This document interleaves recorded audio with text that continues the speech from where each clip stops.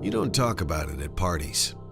It's not something you speak about with friends. And while many people don't know about it or think about it, a dark secret exists. There are things happening to the children in our community that should not be happening. Our children are being abused. I wouldn't have expected him to do that. And he knew that my sister was mentally limited, and just for someone to manipulate a child, I still can't get my head around it. The long-term effects of child abuse can be devastating and include poor physical health, low self-esteem, psychiatric problems, substance abuse, cognitive dysfunction, and aggression. To many, the statistics are unknown, but that doesn't make the numbers any less staggering. Child abuse is one of the most common causes of death of children in the U.S. Kids under the age of 4 are killed by child abuse more than any other cause. 5 children in this country are killed by child abuse or child neglect every day. Nationally, 1 in every 4 girls and 1 in every 6 boys is sexually abused before the age of 18.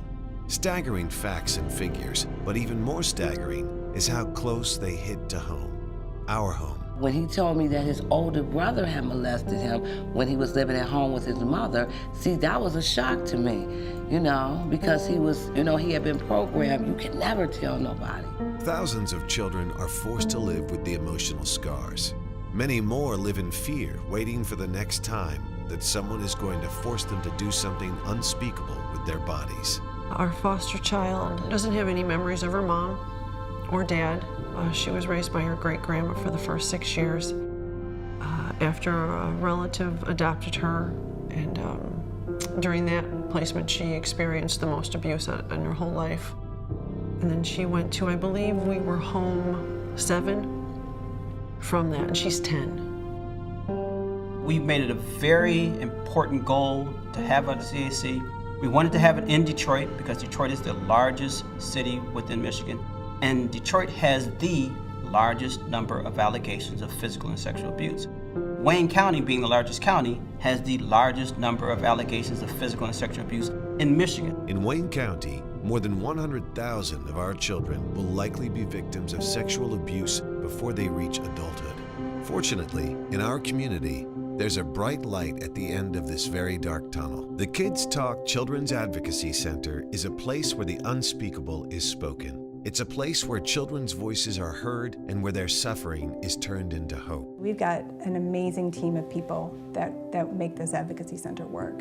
We have prosecutors, we have police departments, and these officers and detectives who just work tirelessly. And one of our biggest partners is Department of Human Services. What we do is we bring all of these parties to the table, and we have our trained forensic interviewer interview with the child one-on-one, while the other multidisciplinary team members are observing in a separate room. This allows the child a comfortable space to make a disclosure, and meanwhile, those who need to see and hear what's going on are able to do so while sitting separately. Children are interviewed in a manner that is legal, neutral, fact-finding, and developmentally sensitive. We provide weekly individual counseling to our children, and we also provide parent sessions. The parents really appreciate that because a lot of times they don't really quite understand what their child is going through. When a child has experienced a trauma and they begin to act out in school, or their grades start to fail, they just think that maybe their child is acting out and looking for attention or something to that degree. But helping them understand how trauma really affects them emotionally and mentally helps them understand and be more sensitive to their child's needs at that time.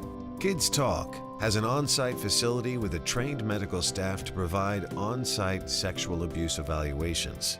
The Children's Advocacy Center, we don't charge any of the families or children we serve anything.